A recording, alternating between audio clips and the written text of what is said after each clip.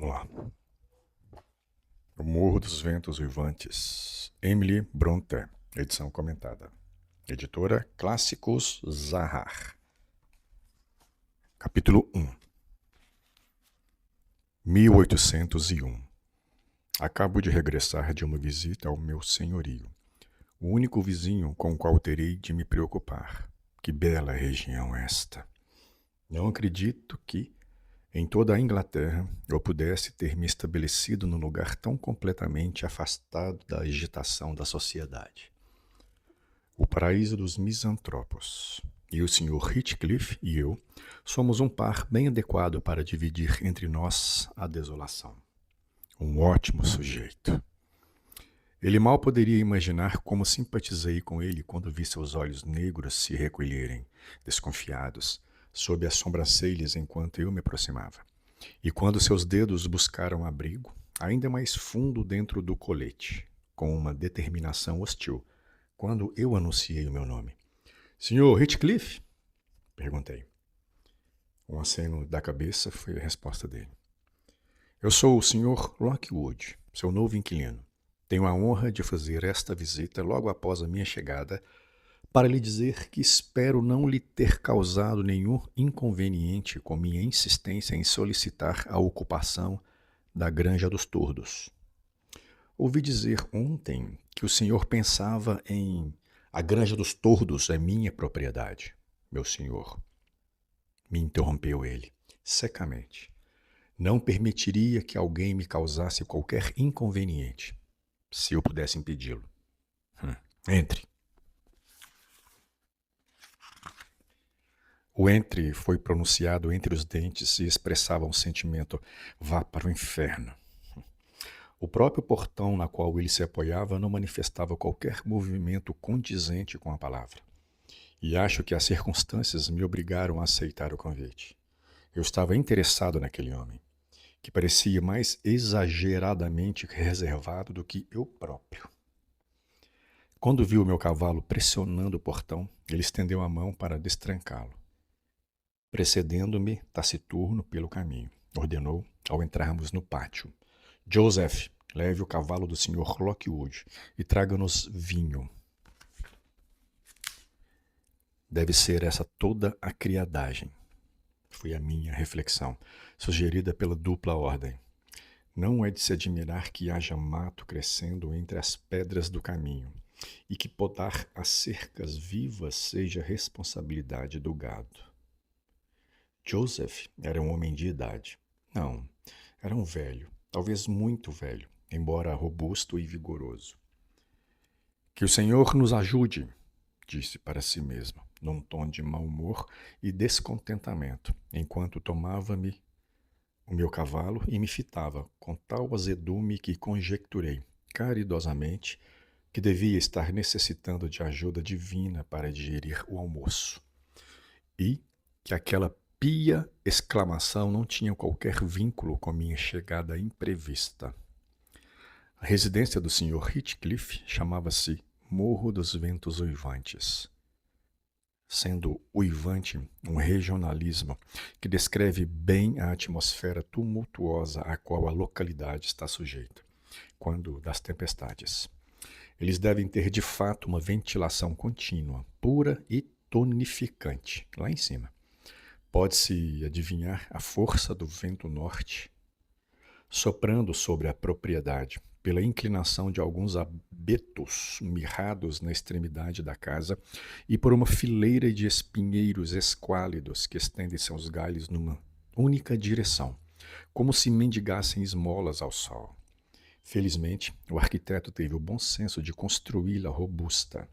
As janelas estreitas estão bem embutidas na parede e as quinas são protegidas por grandes pedras salientes. Apesar de passar pela soleira, Antes de passar pela soleira, fiz uma pausa para admirar uma série de entalhes grotescos na fachada, sobretudo ao redor da porta principal, sobre a qual, entre uma confusão de grifos já se desfazendo e menininhos impudentes, Divisei a data de 1500 e o nome de Harrington Earnshaw. Teria comentado qualquer coisa e solicitado uma breve história do local ao seu mal-humorado proprietário, mas sua atitude à porta parecia exigir que eu entrasse sem demora ou fosse embora de uma vez. E eu não tencionava aumentar sua irritação antes de inspecionar o interior da construção. Um passo, e nos encontramos na sala, sem qualquer vestíbulo ou corredor introdutório. Chamam a sala aqui de casa. Ela inclui, geralmente, cozinha e sala de estar, mas acho que, no Morro dos Ventos Uivantes, a cozinha se viu obrigada a recuar por completo para outra área. Pelo menos ouvi o retinir de tenazes e o entrechocar de utensílios culinários vindo de dentro. Não notei o menor sinal de comida assando ou fervendo na imensa lareira. Tampouco o reluzir de panelas de cobre e coadores de lata nas paredes. Numa das extremidades, porém, tanto a luz quanto o calor refletiam-se esplendidamente em fileiras de imensos pratos de estanho que, alinhados num grande aparador de carvalho e entremeados de canecas e jarros de prata, chegavam ao teto. Este último nunca recebera forro. Sua anatomia oferecia-se a olhar curioso, exceto no ponto em que era encoberta por uma estrutura de madeira repleta de panquecas de aveia postas para secar e pernis de boi, carneiro e presunto. Sobre a lareira havia diversas armas de fogo antigas, de aspecto vil, e um par de pistolas grandes, além de 3 latinhas de cores vivas postas a título de decoração no console.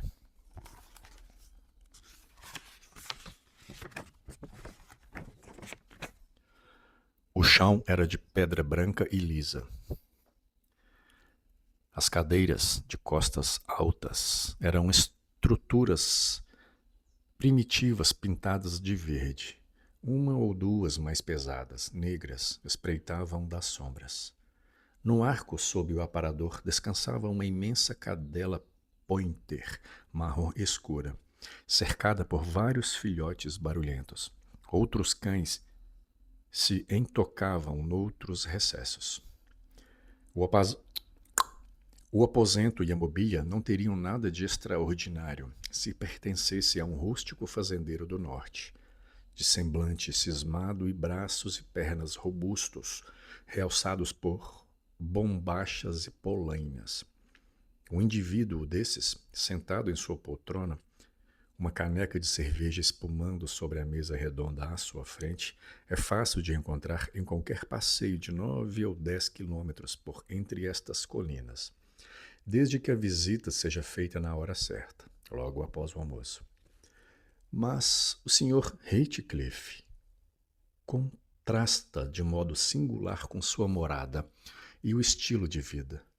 Na aparência, é um cigano de pele escura. Nos trajes e nas maneiras, um cavalheiro. Isto é, tão cavalheiro quanto são muitos fidalgos do interior. Desalinhado, talvez, mas sem que a negligência cause desagrado, já que tem o porte ereto e é bem apessoado, e bastante taciturno.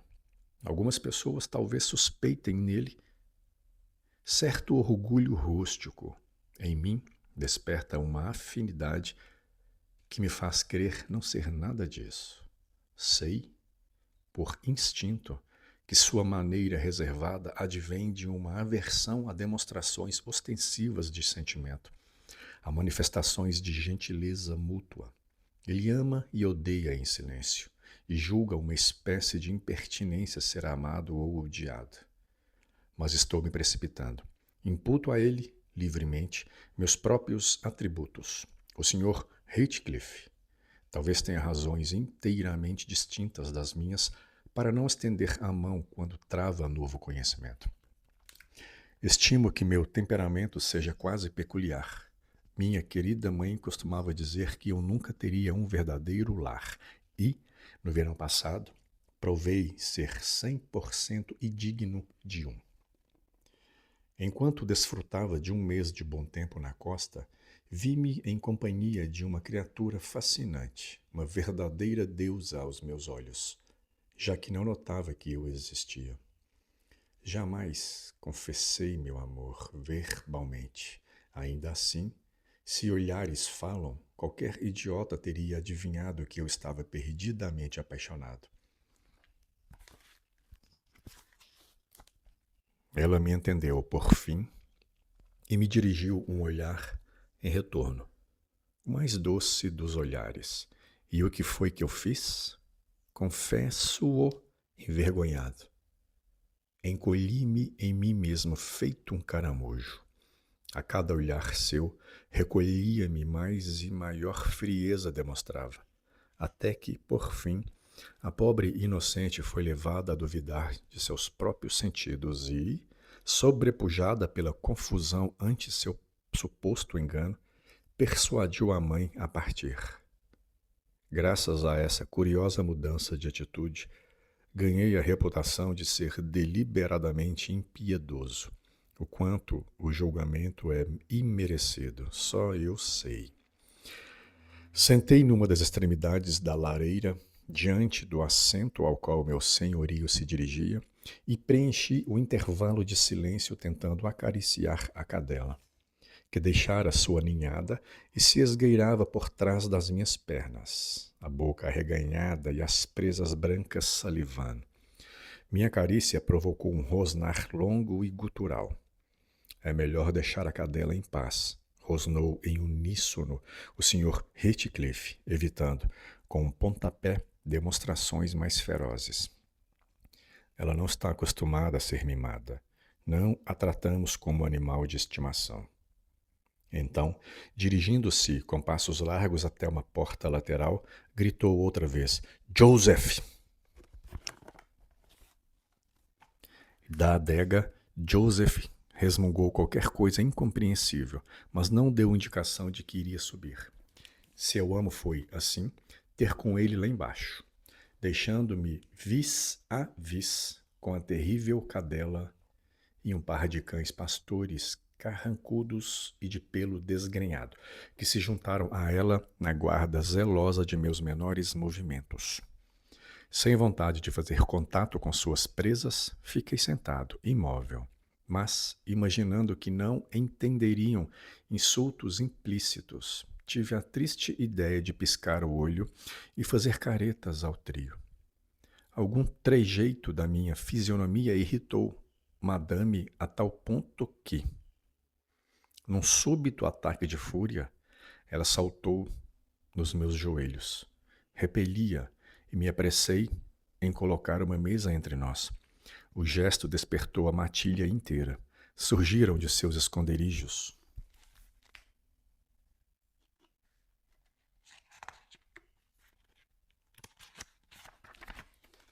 meia dúzia de demônios de 4 patas, de tamanhos e idades diversos.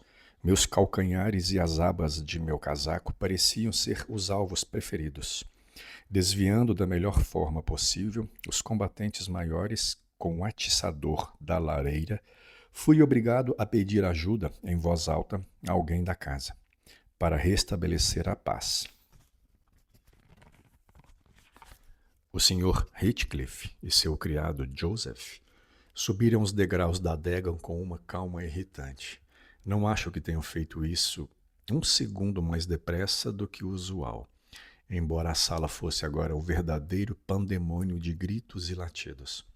Felizmente, alguém se encontrava na cozinha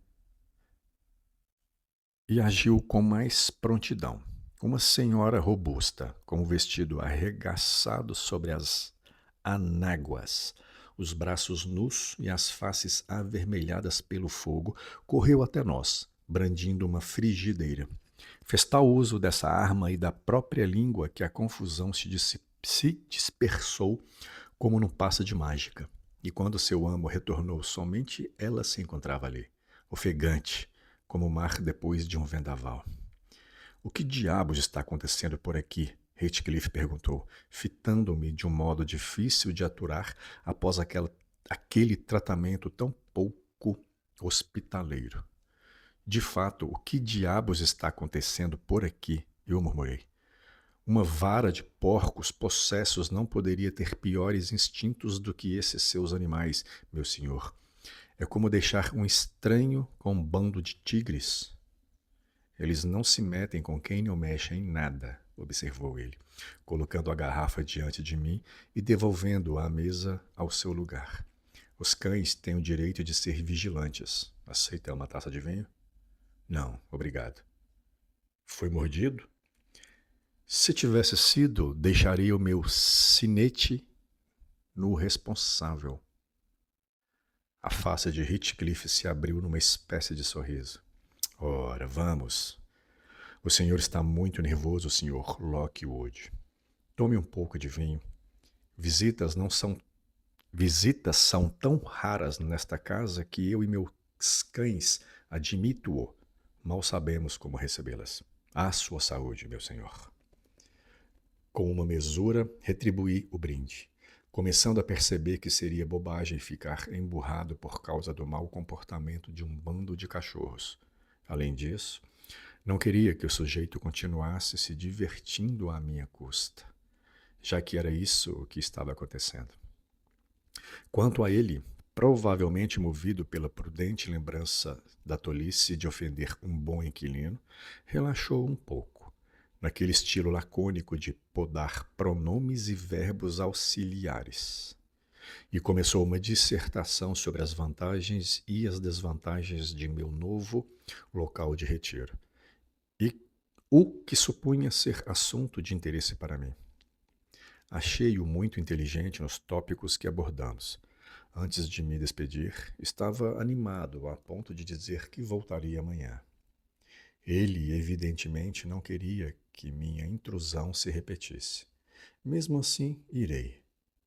É espantoso como me sinto sociável se comparado a ele. Terminamos aqui o capítulo 2. A gente vai fazer o seguinte. Essa edição que eu tenho aqui, ela é uma edição comentada, como eu disse no começo. Tem muitos expoentes, então, nota de rodapé, que dá pra gente ir comentando. O Morro dos Ventos Vivantes é o seguinte, né, gente? Tá vindo aí agora a adaptação em 2026 no cinema, o filme novo, né, com a Margot Robbie. E eu assumo que eu comecei essa leitura aqui em áudio por causa do filme. Eu já tinha lido, né, Emily Brontë. Na minha época eu falava Emily Bronte, né, quando eu era pequeno. Nem tinha internet na época pra gente saber que... Pra alguém corrigir a gente, né, falava que era Brontë. Naquela época tudo pra mim era Bronte. Eu sou de Minas, né, então a gente falava Emily Bronte. E eu li isso aqui na escola para fazer dissertação, negócio de Enem. Enem não, né? Na época não tinha Enem, eu sou mais velho, na época tinha a redação mesmo. E foi vendido, né, entre aspas, né? Chegou para nós, né, através da professora de literatura, como uma história de romance. Era um romance clássico, beleza. O romance, na questão aqui, é uma história de amor. E não um romance em termos de tipo de texto, né? Porque a gente tem conto, que é um texto curto, uma novela, que é um texto um pouco maior, e um romance, que é um texto longo. Então, o romance aqui, na questão de comprimento de história, vamos chamar assim, mas o Morro dos Ventos Silvestres, não, chegou para nós como um romance romântico, uma história de amor, além de ser um livro longo. Beleza. Aí então tá, então vamos lá ler. Aí eu lembro que as meninas gostavam muito, adoravam Heathcliff, né? Tinha visão do cara, cara apaixonado, aquelas coisas todas. Só que não é bem assim, né? Aí vai vir o filme aí, eu falei, nossa, eu vou pegar para reler e fazer os meus comentários, né? Então eu vou lembrando durante a leitura, que agora a gente vai ler capítulo por capítulo, eu vou lembrando de algumas coisas e vamos comentando. E no final eu vou aproveitar e ler essas notas de rodapé aqui. Repito, isso para mim, Morro, para mim nunca é uma história de amor. Ele é uma história de uma crítica, né? A gente tem que pensar que as irmãs, né? Brontë, a Emily Brontë, a Charlotte Brontë, né? A Charlotte foi a do livro Jane Eyre, né? Que é o mais famoso dela. E esqueci, acho que é N Brontë, ou M. São três, a outra não é, assim, eu desconheço a outra, né? Para falar a verdade. A Emily escreveu só o Morro, A Charlotte escreveu várias coisas, entre elas o Jane Eyre, e a Amy eu esqueci. Mas enfim, então você tem aqui um trio de mulheres lá de 1800. Aqui, ó, se o livro, se o Morro começa em 1801, supondo que a Charlotte, que a Emily Bronte gastou aí 2 anos escrevendo, porque naquela época era papel, pena, vela, né? Se errasse tinha que escrever tudo de novo. Não tinha computador, né? Vamos pensar que ela gastou 2 anos. Então, se o livro, se a história se passa em 1801, 1800, 1799. Então ela começou a pensar nesse livro, eu estou chutando, estou supondo. Lá em 1795, vamos supor, 1795, final do século XVIII. A moça, então, uma jovem, né, uma mulher jovem lá, vivendo ali os percalços de uma vida, né, naquele período, né? Ela era talvez uma nobre, não uma nobre muito rica, mas uma mulher de posse, talvez a família, assim. Tanto que ela tinha tempo para escrever, para ler. Então ela via muita coisa no dia a dia.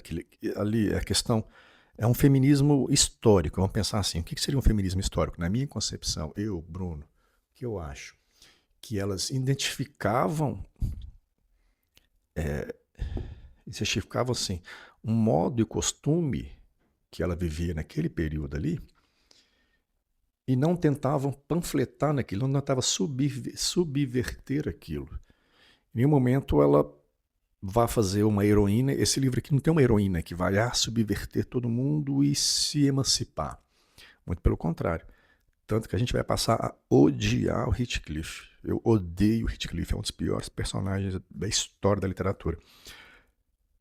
E em nenhum momento você tem aquela decadência dele em termos de vilão, vamos chamar assim. Aliás, se você não quiser nenhum spoiler, para de ouvir aqui, tá? E vai pro capítulo 2. Pronto, feito isso, vamos continuar. Então, para mim, o Heathcliff é um vilão e ele não é punido. Por quê? Porque naquele período, a Emily via as coisas, ela sentia, elas viviam aquele machismo histórico, mas não tinha uma saída. Era simplesmente descrever aquilo. Então ela falava assim, não, o cara bateu na mulher. Pronto, bateu. O que aconteceu com o cara? Nada, absolutamente nada. Por quê? Porque não tinha consequência à época. Isso é a visão minha. Por isso eu penso que ela descreveu aqui no Morro dos Ventos um feminismo histórico. A mulher vendo as coisas que poderiam ser erradas, só que colocando aquilo de forma tão natural no dia a dia, que ninguém ali no ciclo da narrativa vem para desfazer aquele mal, aquela injúria nas mulheres.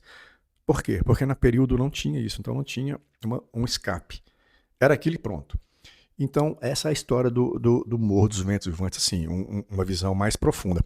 E, repito, 1795, né, que eu estou supondo que ela escreveu, que ela começou a pensar nisso.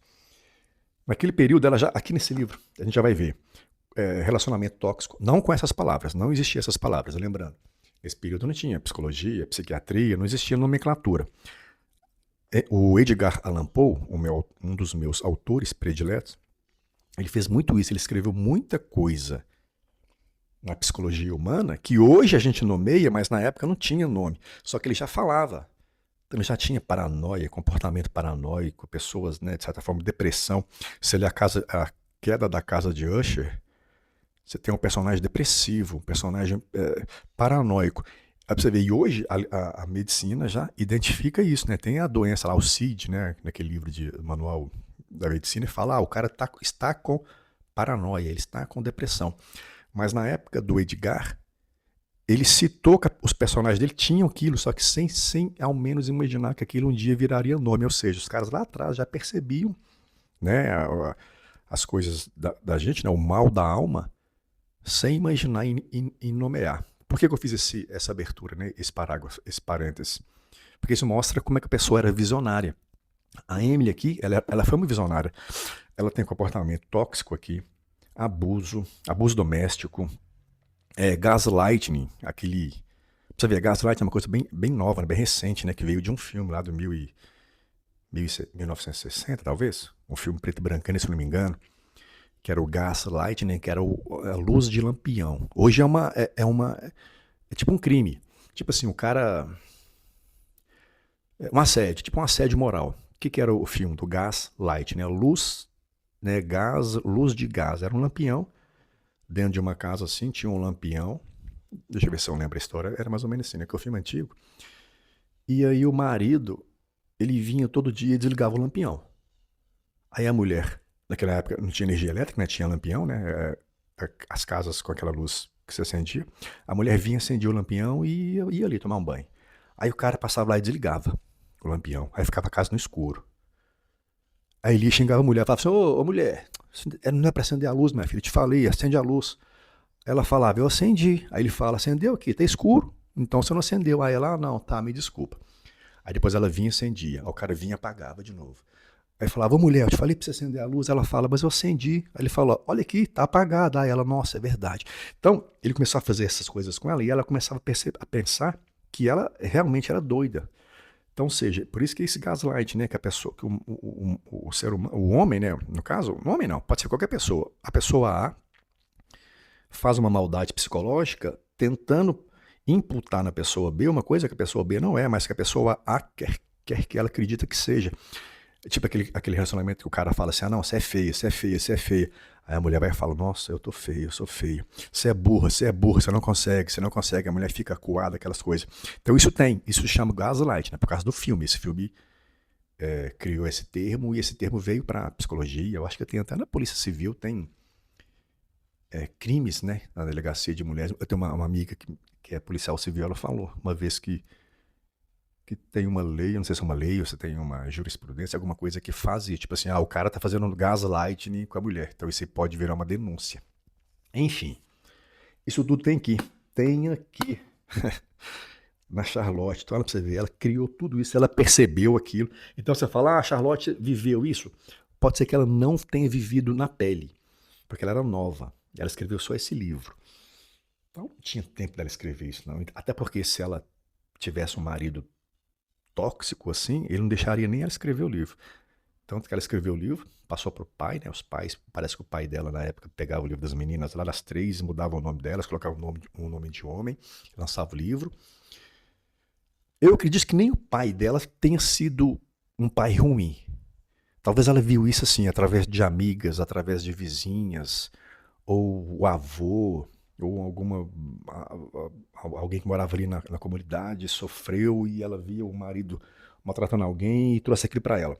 Então eu não acredito, não sei, a gente pode entrar na história dela depois, mas eu estou especulando. Eu acho que ela não sofreu de fato isso, mas ela vivia de certa forma isso. Isso que eu falo o quê? O abuso, machismo dentro da família, tirando o direito das mulheres. Tem uma parte aqui, ó, mais um spoiler. Lá na frente, em que a mulher perde tudo, porque ela casa com o cara. É um golpe. Fulano vê aquilo e fala, se aquela mulher tá com muita posse. Eu vou fazer fulano casar com ela, porque assim que casar com ela, ela perde tudo e vem pro fulano. E aí eu sou dono daquilo, porque ele dominava o fulano. Então o fulano casa com a mulher, passa a ter a posse dela, a mulher fica pobre sem nada. Então, ou seja, olha pra você ver que maldade isso naquela época existia. Só que tem como você mudar isso? Aqui no livro você fala, aí aparece um juiz, um super-herói, o Zorro. Chega o Zorro aqui e fala, não, devolve para ela as propriedades. Tá. Não, não tem. Então a mulher vive, termina na penúria. Você fala, nossa, que livro maldito, não tem. A personagem não se ergue. Não ergue por quê? Porque a Emily mostra um feminismo histórico, ela mostra como era a coisa. Ela identifica o erro, mas não tenta subverter. Porque não há ferramentas para ela na época de como converter aquilo, como remediar aquilo. A isso ao longo do tempo, hoje a gente tem leis que protegem as mulheres, que protegem patrimônio, essas coisas, então hoje poderia reverter isso. Hoje seria o quê? Tipo assim, um exemplo, a mulher do interior tem uma fazenda, casou com o cara deu um golpe nela. Aí, de repente, aparece um advogado na capital que fica sabendo do caso e vai atrás da mulher oferecendo serviço assim, não, aqui eu vou te ajudar, tem como a gente voltar.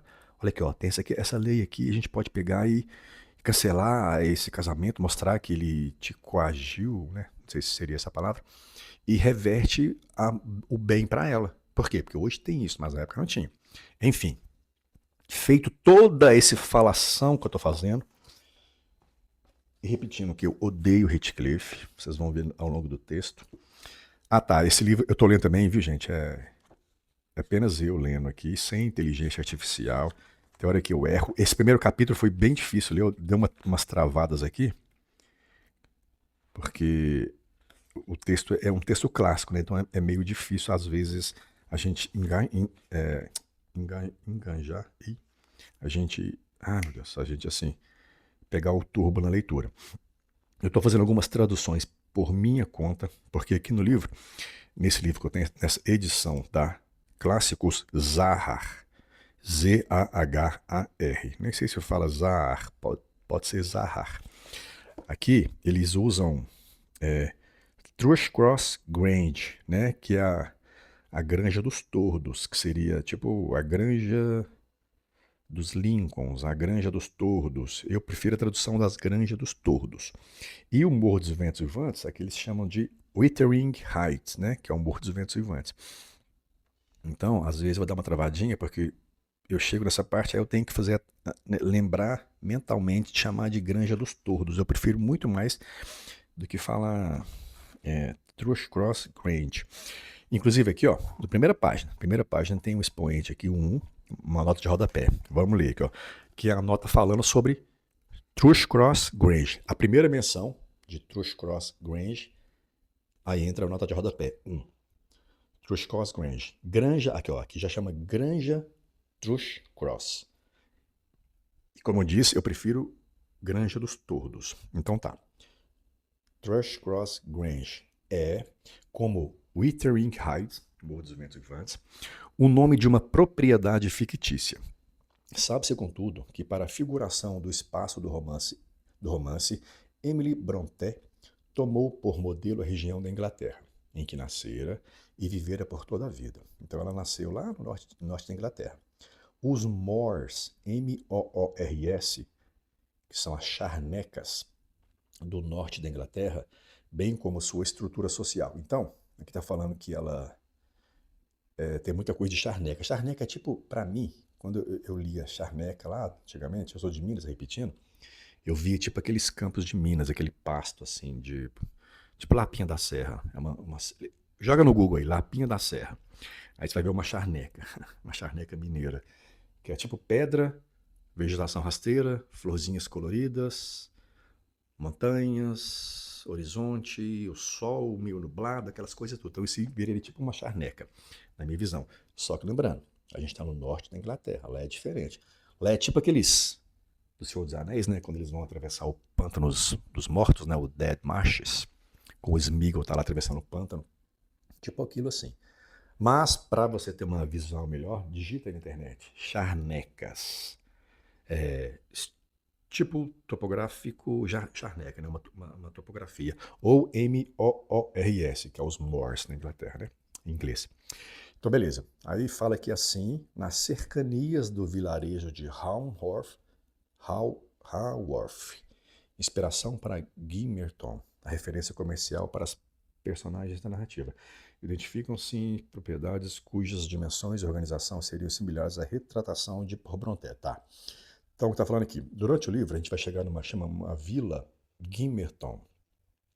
Essa vila Gimerton está falando aqui que ela se inspirou no vilarejo de Haworth. H-A-W-O-R-T-H. Então, pode ser que tinha um vilarejo lá, Haworth, e ela se inspirou e falou, eu vou escrever um livro e vou chamar de Gimerton, que vai ser tipo o vilarejo Haworth. Beleza. Aí, dentre todos esses cenários, Ponding Hall, que é uma construção finalizada em 1634, ou seja, uma construção medieval, tipo um castelinho, e pertencente à família Hitton, originalmente de Lancashire, presente na região desde o século XVI. Então, beleza, lá, você vê, século XVI é o quê? Ano 15, 1500 e pouco, alguém construiu esse Ponding Hall, que era da família dos Hitton. Então, um povo antigo, tipo um rei antigo lá, sei lá, rei Luís, faz de conta, que tinha uma casa e virou uma propriedade lá. Aí fala que essa casa é a que mais se assemelha com a Thrushcross Grange, né, que é as Granges dos Tordos. além de ter sido frequentada por Emily. Ah, que interessante, ó. Emily e suas irmãs. Nenhuma delas, porém, é instalada em propriedade de tão amplas dimensões. Patrick Brontë, o patriarca, né, o pai delas, teria chegado a confirmar a inspiração de Emily durante uma conversa em 1858. Então, você vê, lá em 1858, o pai falou, não, a minha filha se inspirou, sim, para fazer a Granja dos Tordos, naquela mansão, a mansão dos Pondenhall, uma casa lá de 1600, que era aquela família famosa, o Hitton. A gente esteve lá um dia, eu levei as meninas para passear, e aí elas viram aquela coisa, tudo, e se inspiraram naquilo. E olha o detalhe interessante aqui nessa nota, que fala que elas se inspiraram na visita que ela fez a essa mansão, ela e suas irmãs. Porém, nenhuma delas é instalada em propriedade de tão amplas dimensões. O que eu estou querendo falar aqui? O livro está falando, a nota de rodapé, que elas visitaram essa mansão grande, essa grande, cheio de luxo, mas elas não viviam nesse momento, nunca viveram num lugar assim. Ou seja, elas tinham uma vida mais simples. Porque senão a gente pode pensar, tipo assim, ela se inspirou, a mansão é inspirada na casa que ela viveu. Não, ela não viveu numa casa grande assim, ela só visitou um dia e se inspirou. Seria tipo a grande Harry Potter. Lá chegou na mansão do Harry Potter, lá em Hogwarts, falou, nossa, que casona, que coisa linda. Nossa, eu vou escrever um livro aqui e essa parte vai ser a Granja dos Tordos. Então, beleza, aqui terminei o capítulo 1 e as notas. Agora, já que eu tô falando tanto, nossa, deu o quê? 36 minutos agora. Deixa eu falar mais um pouco aqui sobre humor. Não, vai falar depois, né? Tá. Mas por que dessa nota de rodapé? Porque citou a Granja dos Tordos, né? Então o Lockwood está instalado na Granja dos Tordos, que fica lá embaixo, nas Charnecas, tipo no fundo do vale, que é uma casa grande, uma mansão, uma casa mais luxuosa. Essa casona bonitona lá, tipo Hogwarts, né, igual eu disse. E lá em cima do morro, onde ele foi xeretar, é a casa do Heathcliff, que é o dono de tudo. Inclusive o Heathcliff é o dono da Granja dos Tordos, onde que o senhor Lockwood se hospedou. Então ele foi alugar a granja e falou assim, deixa eu ir lá em cima dar um oi pro dono, porque na época era costume isso, né? Você alugava uma propriedade, você ia lá, tipo, pegar a benção. Aí ele sobe a serra, sobe a montanha, chega lá e fala, ô Heathcliff, sou eu que te aluguei a granja, tá? Prazer, tô indo embora. Então, isso que aconteceu nesse capítulo 1. Beleza, é isso. E partimos para o capítulo 2. Adeus.